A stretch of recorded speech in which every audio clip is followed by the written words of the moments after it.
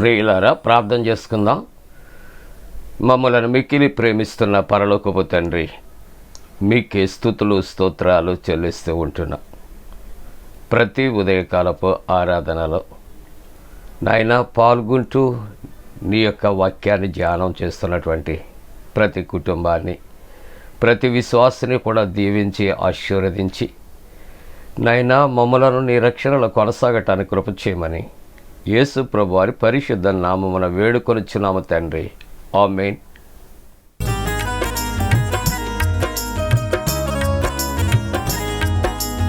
అందరూ నన్ను విడిచినా నీవు నన్ను విడువనంటివే. అందరూ నన్ను విడిచినా నీవు నన్ను విడువనంటివే. నా తల్లియు నీవే, నా తండ్రియు నీవే, నా తల్లి తండ్రి నీవే యేసయ్యా. నా తల్లియు నీవే, నా తండ్రియు నీవే, నా తల్లి తండ్రి నీవే యేసయ్యా. అందరూ నన్ను విడిచినా, లోకము నన్ను విడిచినా నీవు నన్ను విడువనంటివే. లోకము నన్ను విడిచినా నీవు నన్ను విడువనంటివే. నా బంధువు నీవే, నా మిత్రువు నీవే, నా బంధుమిత్రుడ నీవే యేసయ్యా. నా బంధువు నీవే, నా మిత్రువు నీవే, నా బంధుమిత్రువు నీవే యేసయ్యా. అందరూ నన్ను విడిచినా, వ్యాధులు నన్ను చుట్టినా, బాధలు నన్ను ముట్టినా, వ్యాధులు నన్ను చుట్టినా, బాధలు నన్ను ముట్టినా, నా కొండయు నీవే, నా కోటయు నీవే, నా కొండ కోట నీవే యేసయ్యా. నా కొండయు నీవే, నా కోటయు నీవే, నా కొండ కోట నీవే యేసయ్యా. అందరూ నన్ను విడిచినా, నేను నిన్ను నమ్ముకొంటిని, నీవు నన్ను విడువనంటివే. నేను నిన్ను నమ్ముకొంటిని, నీవు నన్ను విడువనంటివే. నా తోడుయు నీవే, నా నీడయు నీవే, నా తోడు నీడ నీవే యేసయ్యా. నా తోడుయు నీవే, నా నీడయు నీవే, నా తోడు నీడ నీవే యేసయ్యా. అందరూ నన్ను విడిచినా, నీవు నన్ను విడువనంటివే. అందరూ నన్ను విడిచినా.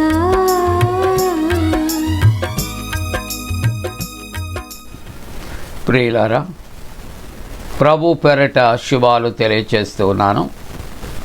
జన్మదినాలు, వివాహ దినాలు జరుపుకుంటున్న కుటుంబాలకు యేసుక్రీస్తు ప్రభు పరిశుద్ధ నామమున శుభాకాంక్షలు తెలియచేస్తూ మీ కొరకు, మీ కుటుంబాల కొరకు, మీ బిడ్డల కొరకు ప్రార్థన చేస్తూ ఉన్నాం. దేవుడు మిమ్మలను దీవించునుగాక. మంచిదండి, మీరంతా క్షేమంగా ఉన్నారా? ఈ ప్రాతకాల ఆరాధన కొరకు ఏర్పాటు చేయబడిన పరిశుద్ధ వాక్యాన్ని కలిసి చదువుకుందాం. అందరము పరిశుద్ధ గ్రంథాలు తెరచి యెషయా గ్రంథం 5వ అధ్యాయము, యెషయా గ్రంథము 5వ అధ్యాయం 2వ వచనాన్ని కలిసి చదువుకుందాం.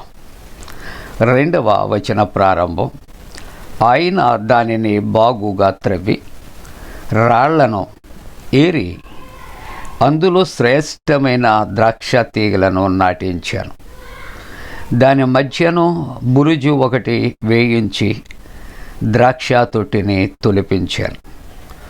ద్రాక్ష పండ్లు ఫలింపవలనని ఎదురు చూచుచుండెను, కానీ అది కారు ద్రాక్షలు కాచాను.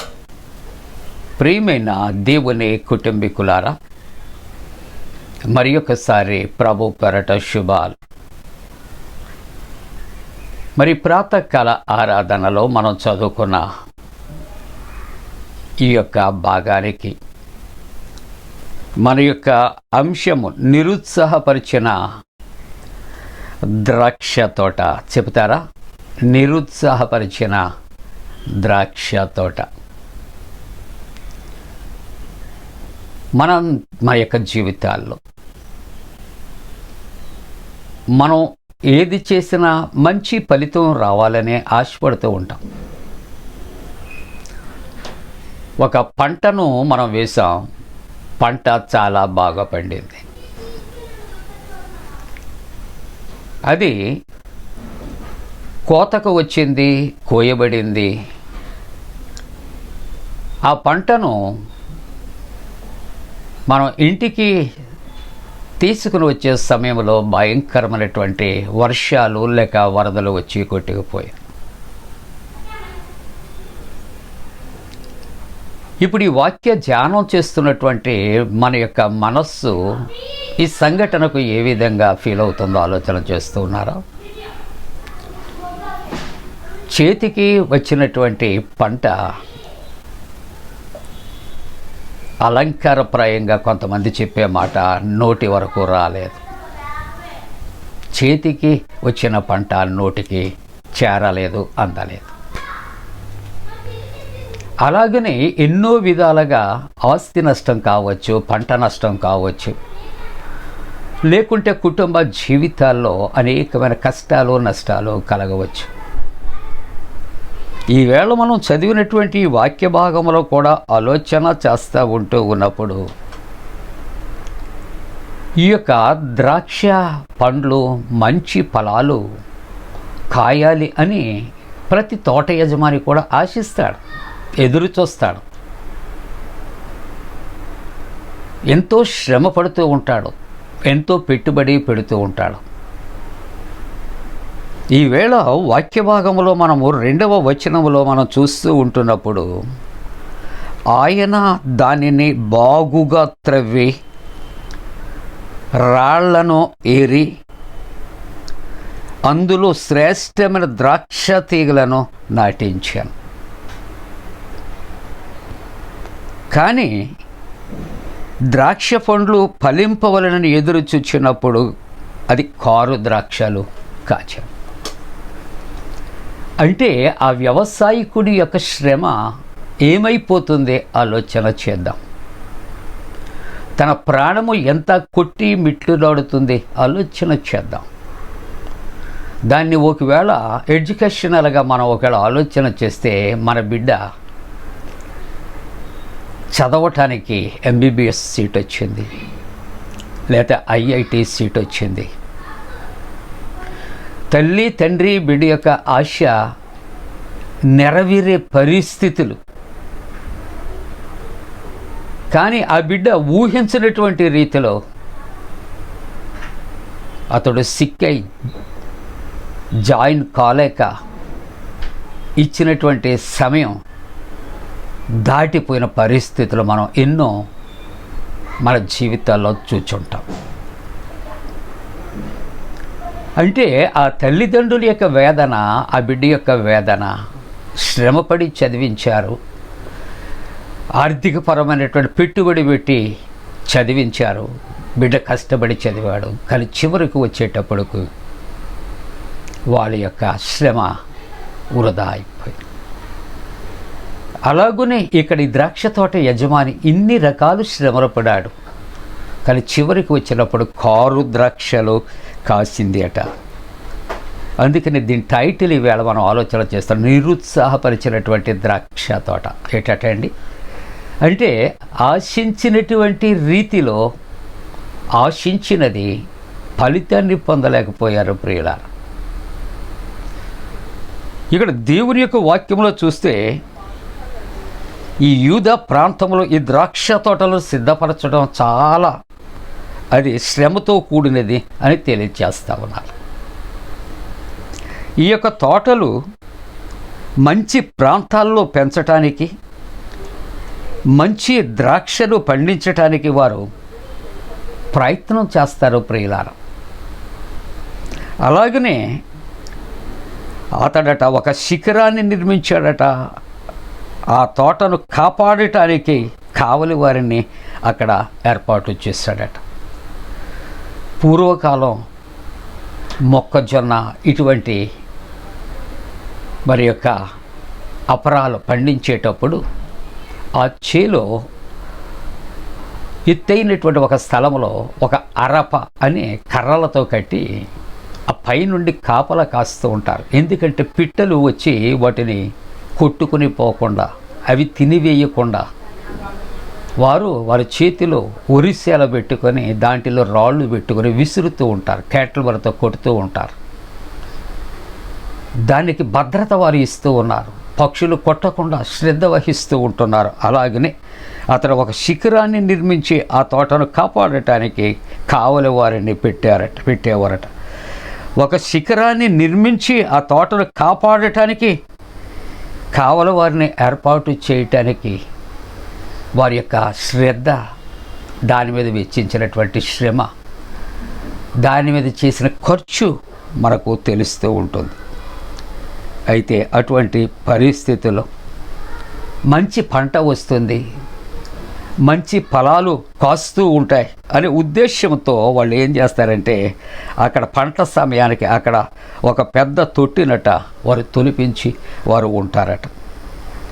ఈ మంచి ద్రాక్షలు కాయటానికి దాదాపుగా 2 సంవత్సరాలు కాలం పడుతుంది. అంటే 2 సంవత్సరాలు ఆ రైతు కావచ్చు, లేదా వ్యవసాయదారుడు కావచ్చు, ఆర్థికంగా, శారీరకంగా, మానసికంగా అతడు ఎంత శ్రమ పడుతూ ఉంటాడో ఒకసారి మనం ఆలోచన చేయాలి. 2 సంవత్సరాలు ఓర్పుతో, సహనముతో ఖర్చు పెట్టడమే కాదు, శ్రమ పడటమే కాదు, కనిపెడుతూ ఉంటూ ఉంటాడు ప్రియులారా. ఎన్నో ఒడిదుడుకులు అతడు ఎదుర్కొంటూ ఉంటాడు. ఇక్కడ జరిగినది ఆలోచన చేస్తూ ఉన్నాడు. సత్తువు కలిగినటువంటి భూమిని వారు ఎన్నిక చేసుకొని దాన్ని బాగుగా త్రవ్వి రాళ్ళు ఏరి శ్రేష్టమైనటువంటి ద్రాక్ష తీగలను వారు నాటిస్తారు. ప్రియులారా, అటువంటి పరిస్థితుల్లో వాళ్ళ యొక్క బాధ్యత ఎంతో భారమైనటువంటి పరిస్థితులు వారన్నిటిని భరించి చివరికి ద్రాక్ష ఆ కాయలు కాపు కాసే సమయానికి మంచి ద్రాక్షలు కాస్తాయి, మంచి లాభాలు వస్తాయి అని అనుకునేటప్పుడట ఇర్మియా గ్రంథం 2వ అధ్యాయం 21వ వచనంలో శ్రేష్టమైన ద్రాక్ష వలె వంటి దానిని నేను నాటి తిని కేవలము నిక్కమైనటువంటి విత్తనములని చెట్టు వంటివి దానిగా నేను నిన్ను నిర్మించి తిని, కానీ నాకు జాతిహీనపు ద్రాక్ష వలె నీవెట్లు భ్రష్ట సంతానమైతివి. అక్కడ బాధపడటానికి కలిగిన కారణం 2వ వచనాన్ని మనం చదువుకున్నాం ప్రియులారా. ద్రాక్ష పండ్లు ఫలింపవలనని ఎదురు చూచుచుండరు కానీ అది కారు ద్రాక్షలు కాదు. ఆ యొక్క వ్యవసాయదారుడు, ఆ రైతు 2 సంవత్సరాలు ఎన్నో రకాల కష్టించి శ్రమపడి మంచి పంట కొరకు ఎదురు చూస్తున్నప్పుడట కారు ద్రాక్షలు కాదు, జాతిహీనపు ద్రాక్షలు. మంచి ద్రాక్ష ఇక్కడ పంటను అతడు విత్తెను, కానీ కారు ద్రాక్షలు కాశారు. ఇది ఇశ్రాయేలు ప్రజలకు సూచన. మన జీవితాలకు కూడా తన ప్రజలమైనటువంటి మనము కూడా ఆత్మీయ ఫలాలు ఫలించాలని ప్రభు ఎదురు చూస్తూ ఉంటాడు.